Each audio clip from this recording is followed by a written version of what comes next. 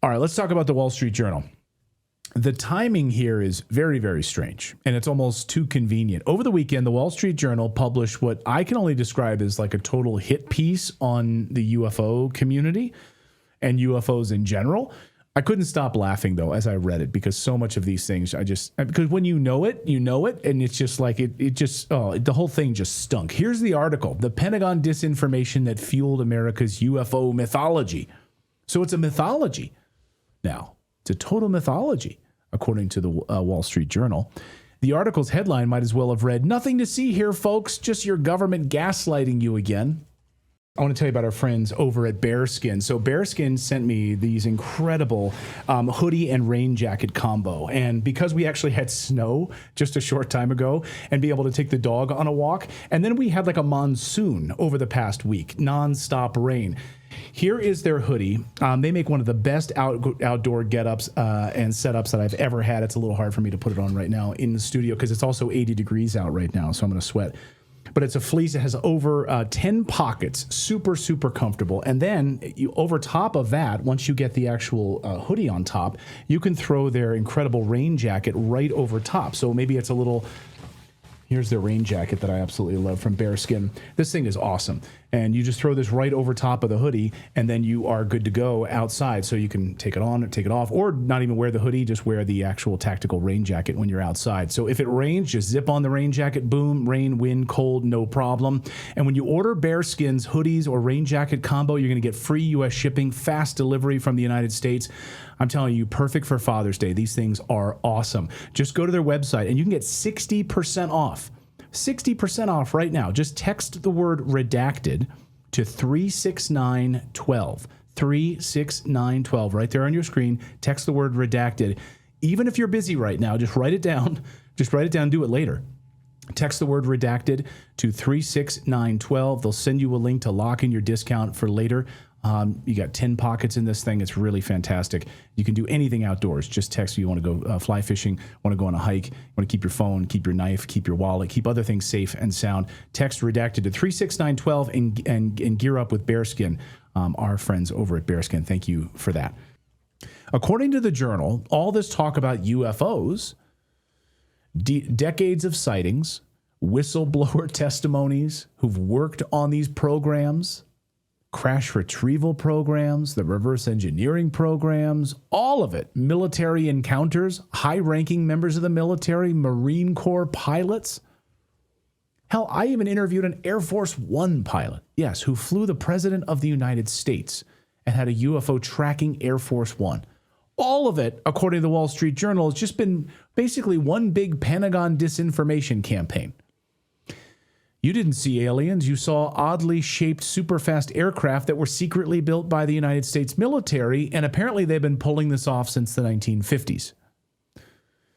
Even the now infamous 1967 Malmstrom Air Force Base incident in Montana, many of you know it well. There's many books written on the incident, where Air Force officers, including Colonel Robert Salas, witnessed a glowing object, massive glowing object, at least 40 feet in diameter, hovering off the ground right over the U.S. Air Force Base, and they watched as our nuclear missiles went offline one by one. It's just written off as another secret U.S. weapons test. That, oh, that wasn't a UFO that did it. It was a secret weapons test that shut down our own nuclear weapons? Okay. That's the story they're now sticking with, according to the Wall Street Journal. So let's break down this article, expose what's really going on here. Here's the crux of the article as I see it. The Pentagon itself sometimes deliberately fanned the flames in what amounted to the United States government targeting its own citizens and disinformation. So nowhere in the article do they talk about things that maybe the Pentagon wasn't involved with. They totally kept it on the Pentagon's disinformation campaign. So according to the Journal, a significant chunk of the UFO hysteria we've seen over the past 70 years wasn't the work of aliens, but it was the work of the U.S. military, deliberately misleading the public to protect secret aerospace projects. And the Wall Street Journal makes fun of MAGA and Trump supporters in this article as well, who are demanding answers about our secret programs, making fun of them about like wanting answers about Epstein, making fun of them for wanting answers about 9/11. You're a MAGA, according to the Wall Street Journal. So what about Area 51? Stealth tech, spy planes, all real, of course, but to hide them, the Pentagon fed the UFO stories to the public on purpose, according to the Wall Street Journal. One example in the article had an Air Force colonel in the 1980s going to a Las Vegas bar owner and giving him pictures of what appeared to be flying saucers, even though they had been doctored, according to the Wall Street Journal. The colonel was conducting a deliberate disinformation campaign so that the bartender would then put them up on his wall and be like, yeah, these are the things that happen a few miles from here at Groom Lake in Area 51. So come to my bar. These are actual photos given to me by a colonel. So that's how this works, right? So let that sink in. Our own military planted fake alien stories with civilians to create a smokescreen around black budget projects. Here are some of the photos of flying saucers. Put them up in your bar so people will believe these stories and not that we're actually doing these off-the-books projects. That's in the Wall Street Journal. Then there's this gem. It's called Yankee Blue, basically a form of hazing. For years, new recruits at the Air Force, according to the Journal, were told there was a super-secret unit investigating aliens.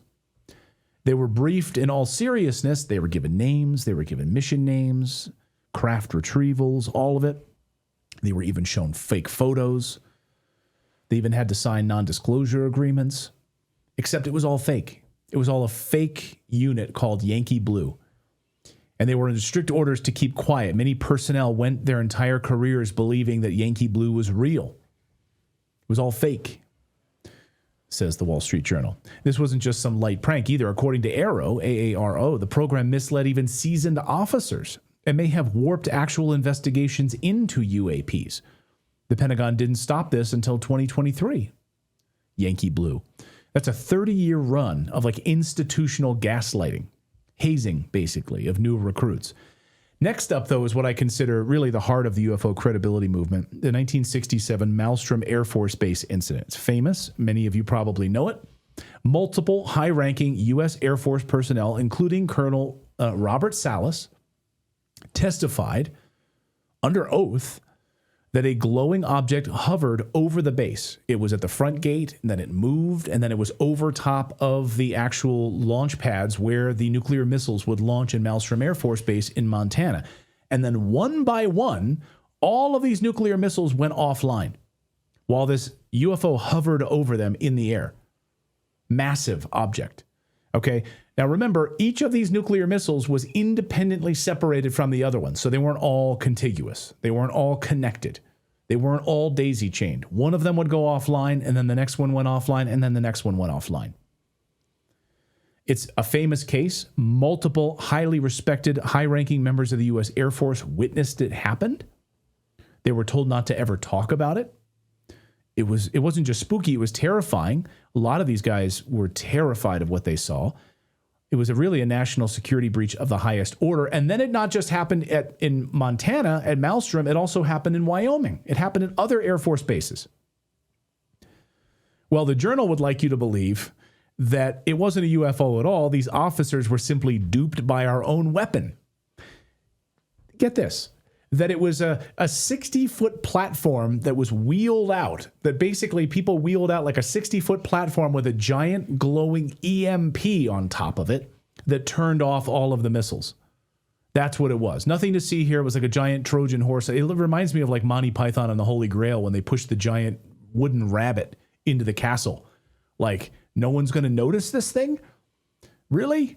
Okay, so they want us to believe that it was a 60-foot platform and it was done all with our own weapon to take our own nuclear weapons offline. We were disabling our own nuclear arsenal as part of a weapons test. Okay, and we just never told the base commander what was happening. Like, you wouldn't notify the base commander of this incident or this occurrence to prepare for it.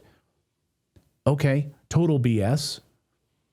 And now they're rewriting the Malmstrom story altogether. What's next? Are we going to learn that Roswell was just another weather balloon all over again? That story debunked? Either that's total nonsense or we've got an even bigger story on our hands here. And what if this was an EMP test? Why decades of silence on it?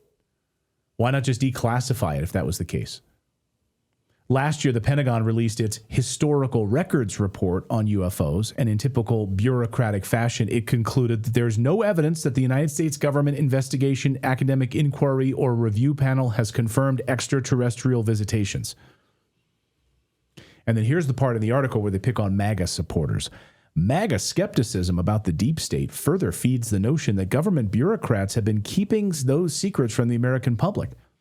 At a November hearing of 2 House Oversight Committees, Representative Nancy Mace, a Republican from South Carolina, cast doubt on the Pentagon's report. Quote, "I'm not a mathematician, but I can tell you that doesn't add up," she said. And she's been, of course, very brave in trying to get to the bottom of this. But now we learn from the Wall Street Journal piece that many of those most sensitive revealing stories like Yankee Blue, the EMP tests, Area 51 disinformation ops were intentionally omitted from the report. That, quote, "the Pentagon omitted key facts in the public version to protect classified secrets and avoid public embarrassment." Okay. But here's where it gets like really dystopian. What began as tactical deception, though, has metastasized into sort of a paranoid mythology. Even senior military officials now believe it. Okay. So basically, if you're a senior military official and you believe in the UFO narrative, you're delusional, paranoid, that you've fallen for the paranoid mythology of UFOs. So thanks to the Wall Street Journal this weekend, we now have a new disinformation campaign, basically. The Pentagon spent decades lying to the public about UFOs, and now they're horrified that people actually believe them. Do you believe the Wall Street Journal story? I don't. Why now? Why is the Wall Street Journal... Typically, my answer to that, no matter the content, is no. No. But just the timing of it. Like, why now? Why is the Wall Street Journal releasing this story now? Remember, the Wall Street Journal relieves a lot of advertising revenue from the defense industry. Full-page advertisements from like Northrop Grumman, Boeing. You just go on their website, you can even see big banner ads for like Boeing, defense contractors. I don't know. This report, in my opinion, is designed to create even more confusion about these secret programs. I've interviewed multiple eyewitnesses who were part of America's secret space program, who've had their lives turned upside down as a result of it for telling the truth of what they saw. Were these people lying about what they saw and they had their lives ruined as a result? I mean, people who were involved in this stuff who literally have like physical ailments as a result of being near these particular programs, cancers, other things. I mean, again, I interviewed like Nira Isley, who was a former U.S. Air Force pilot. If you worked for the U.S. Air Force as one of their top radar operators. In fact, she was so good, they brought her into the secret space program. What she saw was unbelievable. I'm actually going to be sitting down with her again because she has some really phenomenal new revelations we're going to talk about here. But I interviewed her about almost 2 years ago here on the channel. Go back and seek that out. What she saw is astonishing. So she worked at the U.S. Air Force. She's had her life like turned upside down. And that's just one. I mean, I have so many countless whistleblowers and eyewitnesses who are a part of these programs. But, according to the Wall Street Journal, it's all just like one big disinformation campaign. But also the tone of it is hard to accept. It's like, no, there never really were aliens. The government was effing with us. Isn't that funny? Like, that's not okay. Even if that were true. Yeah. So here's the problem I have, though. Okay, so let's just say this Wall Street Journal story, let's just take it and say it's true. Okay, so this is what the government did. Why is there no result? Why is there no... So if they've been working on secret weapons program, like these secret, like the flight capability, craft that they have, why don't we see any of them? We know what the SR-71 Blackbird is. Yeah. We know what the U-2 is. But then, so like, why isn't there anything that the military has that we see that looks anything like any of the stuff people are reporting? None of it does. Like the secret programs they have, we eventually see the technology. We see the results. Right. It may take 20 years, but you're right. We'll see it eventually. The stealth. We'll see like what people thought were like this large triangular craft, ended up not being UFOs at all. They were secret government craft, of course, that ended up becoming, was it the stealth? Yeah, the stealth fighters, right? That look like, like the Y-Wing program and other stuff, like Operation Boxcar and things like that. But eventually we will have these.